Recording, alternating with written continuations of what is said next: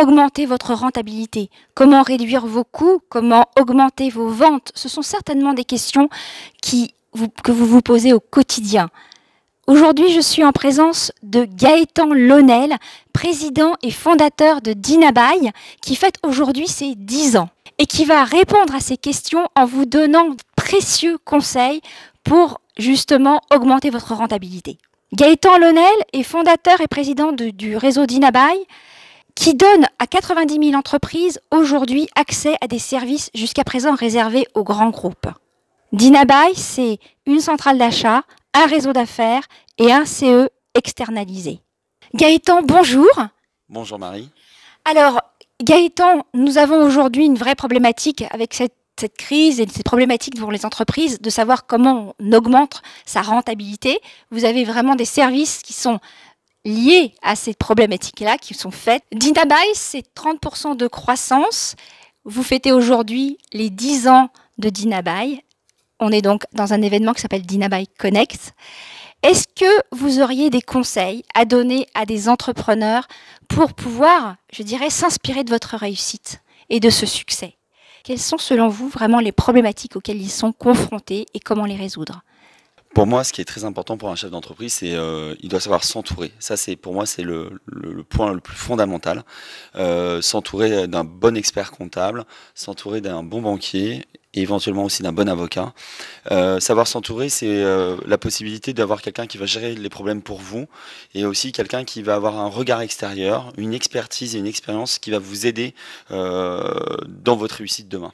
Donc moi je dirais mon conseil et l'origine du succès d'Dinabuy, c'est qu'on a toujours su nous entourer, à la fois en externe mais aussi s'entourer des bons collaborateurs, etc. Enfin nos partenaires, nos fournisseurs. Je dirais le deuxième point, il faut que la personne maîtrise vraiment ses coûts. On en parlera sans doute un petit peu plus en détail. Avant, déjà dans ce premier point, si on donne, on va dire, on s'entoure d'un banquier, d'un bon banquier, d'un bon avocat, d'un comptable. Ok. Finalement, on donne les clés de l'entreprise. Comment on gère tout ça? Alors, je suis entièrement d'accord avec vous. Il faut pas donner les clés de l'entreprise, mais il faut se soulager d'un certain nombre de tâches qui peuvent être chronophages et compliquées. Donc, quand je parle du banquier, du comptable et de l'avocat, il y a aussi plein d'autres métiers. Ça peut être aussi des consultants. Ça peut être. Il faut savoir trouver des experts qui vont venir soulager le chef d'entreprise. Pour faire un parallèle par rapport au Dinabuy Connect, on a eu la chance d'avoir Jean-François Clairvoy qui est venu au Dinabuy Connect pour nos 10 ans et qui est donc un astronaute. Et cet astronaute nous a expliqué que quand il décollait dans sa fusée, il avait 1000 boutons face à lui. Il devait apprendre à gérer 1000 boutons. Aujourd'hui, un chef d'entreprise, dans l'environnement dans lequel il a l'équivalent de 1000 boutons pour moi. C'est-à-dire qu'il a des boutons liés aux ressources humaines, il a des boutons liés à la comptabilité, liés à ses ventes, etc. Si à un moment donné, il ne se fait pas aider, ben, il risque d'appuyer sur le mauvais bouton, de prendre la mauvaise décision, parfois de réagir à chaud et de faire quelque chose qui peut pénaliser son activité, voire qui peut peut-être même emmener son entreprise dans l'échec. Donc voilà, il faut savoir externaliser tout en restant le pilote de l'entreprise, c'est-à-dire prendre des choix, mais des choix éclairés et apaisés. Voilà. Et donc, du coup, avec tout ça, comment on prend du recul? Parce qu'il faut savoir aussi choisir les bons collaborateurs. Alors, savoir bien recruter, c'est aussi quelque chose qui est très important. N'hésitez pas, vos collaborateurs, déjà, à prendre du temps pour les recruter. N'hésitez pas à faire 2-3, parce que parfois on peut avoir un coup de cœur, et finalement, au bout de 2-3 ans d'entretien d'embauche, ben, on se rend compte que c'est pas le bon. Donc, je dirais, avant de recruter, au moins 2 entretiens pour prendre la bonne décision. Et après, quand vous allez avoir votre collaborateur, il faut investir sur lui. Il faut voir comme une ressource humaine, mais au sens, il faut investir dans la ressource. Quand vous avez un collaborateur, n'hésitez pas à lui proposer des formations. Par exemple, nous, chez Dinabuy, on a plusieurs de nos salariés qui vont faire par exemple des formations assez haut de gamme sur Paris et ça leur plaît. Ils reviennent, ils sont reboostés, ils ont vu d'autres collaborateurs, d'autres entreprises. Ils voient aussi la chance qu'ils ont de travailler avec nous et ça leur donne envie de repartir encore plus. Voilà. Très bien. Et donc, vous parliez du deuxième conseil? Le deuxième, c'est tout ce qui est lié à la réduction des coûts. Je pense qu'un chef d'entreprise doit vraiment maîtriser ses coûts. On disait de prendre du recul, il faut aussi qu'il se pose, je dirais au moins une demi-journée par semaine pour regarder ses coûts. Pourquoi? Parce qu'en fait, si vous achetez trop cher, et bien après vous allez devoir vendre trop cher. Et si vous vendez trop cher, vous n'êtes plus connecté au marché. Donc vos clients vont préférer une solution qui est équivalente et un peu moins chère. Donc vous, pour pouvoir soit optimiser vos marges, soit pour avoir des prix plus compétitifs, il faut bien négocier. Voilà, ça c'est mon deuxième conseil. Et vous avez l'impression que les entrepreneurs n'ont pas ce réflexe de négocier, qu'ils achètent comme ça, sans regarder? Alors, parfois, non. C'est-à-dire que parfois, ils prennent le temps, ils ont déjà ce conseil-là. Par contre, ils ont une double problématique. Parfois, ils n'ont plus le temps. Parce qu'ils sont sur des chantiers dans le bâtiment, ou parce qu'ils ont un café, hôtel, restaurant à gérer, ou parce qu'ils ont leur industrie à gérer. Voilà. Ils considèrent que parfois c'est pas stratégique, donc ils vont super bien négocier le produit qu'ils achètent le plus, mais après ils risquent d'avoir des prix très forts sur un autre produit qu'ils achètent moins. Et puis parfois c'est juste un effet volume. Ils ont pas la taille parce qu'ils sont pas dans une organisation ou même un groupement d'entreprises, et donc parfois ils ont des petits volumes qui fait qu'ils vont avoir des prix très impactants. Sauf que eux, s'ils payent plus cher que leurs concurrents, à la fin leur concurrent pourra proposer des prix moins chers. Donc bien sûr qu'ils le font, mais parfois ils ont parfois pas le temps et parfois pas le volume. Donc du coup, ça vient de quoi cette façon de faire? D'être dans l'urgence? Vous avez raison, le mot urgence est très important. Souvent, les chefs d'entreprise réagissent dans l'urgence. Par exemple, ils viennent d'obtenir un marché, ils ont besoin d'une dizaine d'intérimaires ou même ne serait-ce que 3 intérimaires tout de suite lundi pour ce marché-là, pour pouvoir commencer, par exemple si c'est une entreprise du bâtiment, à produire. Et bien finalement, ils vont pas chercher à réduire les coûts ou à regarder le coût. Ils vont tout de suite prendre le prestataire qui répond le plus vite à leurs besoins. Et c'est là où parfois il y a des tendances à ce que les prix soient un peu plus élevés. Et c'est là où après, le marché est obtenu, mais les coûts après explosent parce que les coûts intérimaires finalement sont plus gros que prévu ou d'autres coûts. Et l'entrepreneur a du mal après à retrouver de la marge dans son projet initial, alors qu'il avait réussi sa vente. Voilà. Donc c'est pour ça que la maîtrise de coûts est souvent compliquée dans des facteurs d'urgence ou d'immédiateté. C'est là où donc justement vous intervenez en proposant une centrale d'achat comme s'il faisait partie d'un grand groupe, c'est ça? C'est exactement ça en fait. Nous, Dinabuy, on a 90 000 entreprises qui utilisent nos solutions. Et en fait, l'idée c'est qu'on va mettre sur notre plateforme des tarifs très agressifs parce qu'on les a négociés en amont. Si la personne est dans l'urgence, eh ben, elle va tout de suite accéder à des tarifs de grands groupes, comme si elle était un grand groupe. Voilà. Donc, elle n'a pas besoin de négocier. Nous, on a des acheteurs, on négocie pour compte, on négocie en amont. Et en plus, on a un énorme avantage, c'est un, nous, on a le temps de négocier. Et deux, on a le volume pour négocier. Et quand on pèse plusieurs centaines de millions d'euros d'achat d'intérim, par exemple, eh bien forcément, quand vous pesez 200-300 millions d'euros, vous négociez plus facilement que si vous vous achetez pour 50 000 euros ou 100 000 euros d'intérim. C'est logique. Donc nous, on cumule les achats de nos adhérents pour pouvoir avoir des tarifs préférentiels. Donc même dans l'urgence, il a le bon prix. En fait, vous avez un peu une démarche de David contre Goliath, non? C'est exactement ça. Nous, on met plein de petits David et en plus, voilà, on devient assez fort ensemble. Il y a vraiment cette notion d'être ensemble. On a besoin, nous, nos adhérents, on leur propose aussi des services du type de se rencontrer à travers des rencontres dirigeants, etc.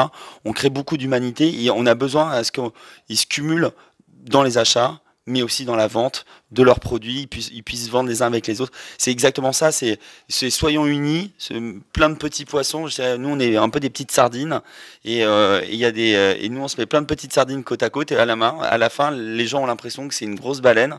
Simplement, nous, on est juste des petites sardines, mais comme ça, nos prédateurs se reculent et ont peur de nous. Voilà. Et donc, selon vous, comment vous expliquez le succès de Dinabuy et ces 30% de croissance? C'est quand même assez énorme. C'est vrai que 30% de croissance en 2018 par rapport à 2017, qui était déjà une année sur laquelle on avait fait 40% de croissance, c'est assez incroyable. Et pour autant, on va encore continuer cette année à faire 30% de croissance. Pourquoi? Nous, notre moteur, c'est l'innovation. On innove en permanence, en permanence, en permanence. Moi, je dirais aux dirigeants, n'ayez pas peur de vous planter. Il ne faut pas qu'ils aient peur de se planter. Il vaut mieux lancer, pour moi, enfin c'est ma théorie, mais il vaut mieux lancer 10 projets et échouer 8 fois. Et au moins il y en a 2 qui marchent. Il vaut mieux lancer les projets très vite plutôt que de lancer un seul projet, parce que si vous lancez qu'un seul projet, il plante, votre boîte elle n'innove plus. Si vous mettez 1 an pour imaginer un projet, vous mettez 1 an pour le mettre en œuvre et à la fin c'est un échec parce que vous avez oublié quelques paramètres dans vos calculs, et bien voilà. Nous chez Dinabuy, on a lancé, je dirais à peu près en 10 ans, à peu près 400 projets internes qui ont été réalisés. Et sur les 400, il y en a peut-être 50, 60, 70, j'ai pas vraiment le chiffre, mais qui ont vraiment marché. Et il y en a plein qu'on a lancé, sur lequel on s'est rendu compte que ça ne marchait pas, et on est revenu en arrière, on n'a pas poursuivi. Et c'est ça qui est bien, c'est n'hésitez pas, osez, Et n'hésitez pas aussi à revenir sur vos pas si vous voyez que vous êtes allé dans la mauvaise direction, c'est pas grave. Surtout, moi je dirais aux dirigeants, c'est pas grave. Voilà, vous tentez, ça se plante, c'est pas grave.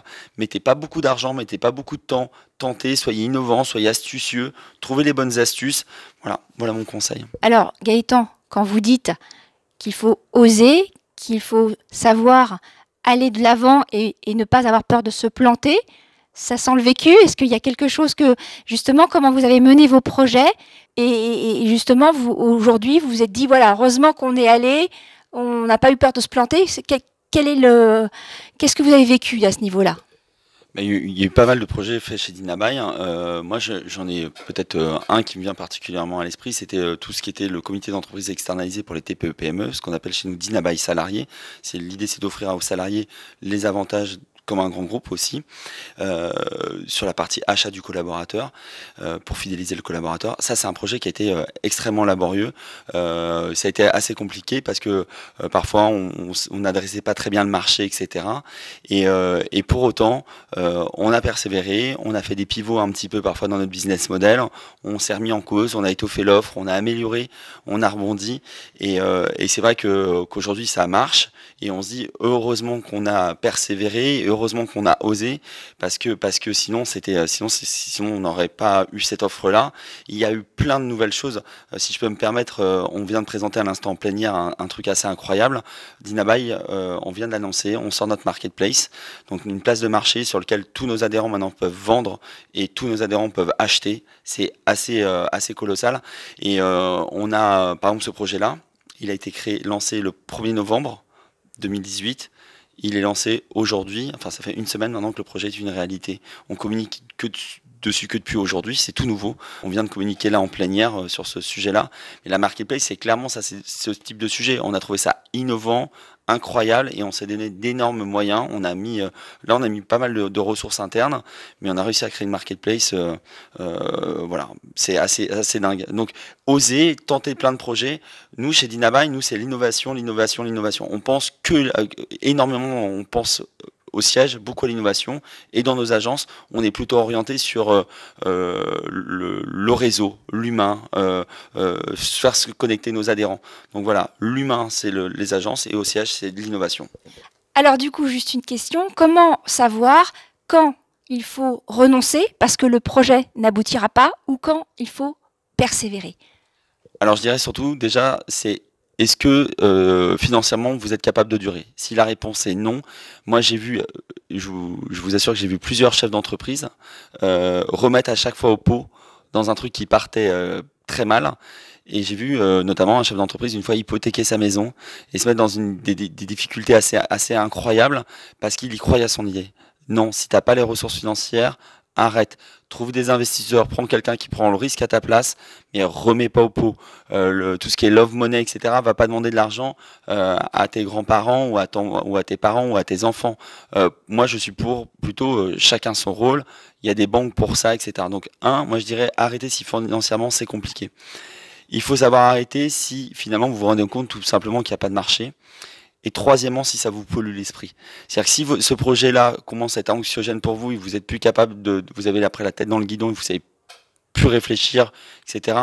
Là, arrêtez le projet. Si c'est anxiogène, arrêtez quoi. S'il y a des problèmes d'argent ou si c'est anxiogène, moi je vous dis clairement, ou si ça marche pas, vous arrêtez immédiatement. Voilà. Donc surtout, si ça vous pollue trop, posez l'idée, arrêtez, relancez une autre idée, retrouvez peut-être quelque chose qui va être plus simple, plus facile, plus efficace. Donc c'est là où on a besoin de s'entourer pour justement prendre du recul, comme on disait tout à l'heure. Exactement, c'est exactement ça. Il faut savoir s'entourer, il faut savoir se poser. Je vais dire un truc tout bête que, alors ça n'a aucun rapport, mais je vais dire aussi aux dirigeants, prenez des vacances. Les dirigeants font une énorme bêtise. Moi, j'étais dans ce cas-là, c'est que les 2-3 premières années, on prend pas de vacances. On travaille tout le temps sur le projet. Je pense aussi de savoir mettre son cerveau en jachère, ça évite de faire des bêtises. Moi, j'ai fait des dizaines de bêtises parce que je travaillais 10 fois trop, je montais à du 60 heures par semaine, même parfois plus. Ça m'est arrivé parfois de travailler de 4 heures du matin à 22 heures le soir, ce qui est pour moi une hérésie aujourd'hui, parce qu'à la fin, vous êtes plus capable de réfléchir. Vous prenez des mauvaises décisions, prenez des vacances, même, je vais dire, au pire, un week-end long. Accordez-vous un lundi quand tout le monde va retourner travailler, restez chez vous, décontractez-vous. Voilà. Et parfois, on fonce trop, quoi. On se brûle. Exactement, on se brûle. On se brûle son corps, on brûle son esprit. Après, on peut avoir parfois des maladies. On parle souvent de la maladie des salariés, on oublie très souvent la maladie des dirigeants, qui sont souvent confrontés à des maladies dès l'âge de 50 ans, des maladies parce qu'ils ont pas ménagé leur corps, ni leur esprit. Et ouais, je pense qu'il faut savoir un petit peu se prendre en main, aller courir, se détendre, etc. Même si parfois on dit je manque de temps, prends le temps. Parce que en courant, tu vas décontracter ton corps et tu vas au contraire même parfois avoir une très bonne idée en étant plus posé chez toi. Moi, je vais vous dire, c'est paradoxal, mais les meilleures idées que j'ai eues, c'est quand j'allais pas au siège, quand j'étais en télétravail et personne ne venait interagir avec moi. C'est là où j'ai des très bonnes idées qui après je les ai confrontées. L'autre chose, confrontez vos idées avant de les lancer. Une idée n'est pas une innovation. Une idée devient une innovation quand vous la mettez en place technologiquement, techniquement, commercialement. Ça devient une innovation. Quand c'est une idée, confrontez-la. C'est gratuit. J'ai une idée, qu'est-ce que tu en penses? Bing, bing, bing. Il va déjà vous faire votre argumentaire de vente. Même quelqu'un qui vous apprécie pas et qui va critiquer votre idée, prenez ça. C'est gratuit. Ça coûte rien. Donc, avant de mettre de l'argent sur une idée, confrontez-la à l'idée. Et puis, une fois qu'il y aura des dizaines de personnes qui vous disent « elle est géniale, j'adore, etc. », devenez acteur de cette idée, transformez-la en innovation. Donc, acceptez le feedback. Exactement, accepter la critique, accepter le feedback. De temps en temps aussi, alors il faut accepter la critique, le feedback. Par contre, toutes les critiques ne sont pas bonnes à écouter. Il y a des critiques qui peuvent être destructrices. On en parlait tout à l'heure avec Philippe Croison, qui a fait une extraordinaire plénière au Dynabuy Connect. Il a dit, souvent on vous dit c'est interdit, c'est impossible, tu pourras pas, tu peux pas le faire, etc. Ça, il faut pas l'écouter. C'est écouter la critique constructive, la critique négative sur quelqu'un qui est cinglant, qui est jaloux, etc. Alors là, vous prenez pas tout. La moitié des critiques sont pas bonnes à prendre. L'autre moitié vous permet de grandir. En fait, ça dépend de la critique, dépend aussi de qui le dit et de son expérience et de en quoi elle est en autorité pour le dire. Exactement. Moi, je vais vous donner un cas très concret. J'ai quelqu'un que j'appréciais beaucoup. C'était mon oncle qui est malheureusement parti. Mais lui, il m'a donné des conseils. Et là, c'était même pas mes idées, c'était ses idées. Il m'a donné notamment une idée qui était extraordinaire, que j'ai mis en place. Parfois même, prenez les idées des autres. Hein. Là aussi, c'est gratuit, c'est légal. Et surtout quand c'est bienveillant, quand c'est un oncle qui vous donne la bonne idée dans votre business. Parce qu'il m'avait dit, moi Gaëtan, si j'étais toi, je ferais ça. Je suis rentré chez moi, j'ai mis en place. Et prenez les idées des autres. Voilà, donc soyez innovants. Et confrontez vos idées. Et parfois, même prenez celles des autres parce que certains vont vous les offrir. Voilà, l'expérience. Vous avez raison, l'expérience est très importante. Alors Gaëtan, merci beaucoup et merci beaucoup pour tous ces bons conseils parce que vraiment, en fait, ça vaut de l'or. Ça permet vraiment de prendre du recul et donc vraiment de pouvoir s'inspirer. Vraiment, votre histoire de Dynabuy est très inspirante, je trouve. Voilà, donc merci beaucoup Gaëtan. Un grand merci aussi à vous de cette belle interview. On a pris le temps d'échanger, on a pris le temps de donner des conseils. Et moi aussi, je m'enrichis aussi des adhérents, de vous, d'autres personnes que je croise. Voilà, restez ouverts et puis merci à tous en tout cas. Et bravo pour ce Dynabuy Connect. Merci. À vous maintenant. Gaëtan et moi avons des questions pour vous. Comment aujourd'hui gérez-vous votre entreprise en termes de rentabilité, en termes de réduction des coûts? Et aussi, aujourd'hui, par rapport à tous ces bons conseils que Gaëtan nous a donnés, quel est celui que vous allez pouvoir mettre en application tout de suite? Là, la toute petite action qui va vous faire avancer et passer à la vitesse supérieure. Donc, répondez à ces questions en bas de la vidéo et pendant que vous serez sur le site, alors profitez-en pour vous inscrire à la formation audio gratuite « Comment déclencher les décisions d'achat grâce au neuromarketing ». C'est un complément de tous les bons conseils que Gaëtan a pu nous donner. Si vous avez aimé cette interview, surtout, likez, partagez, abonnez-vous pour recevoir les nouvelles interviews et les nouvelles chroniques. Merci beaucoup pour votre confiance et votre temps et à très vite.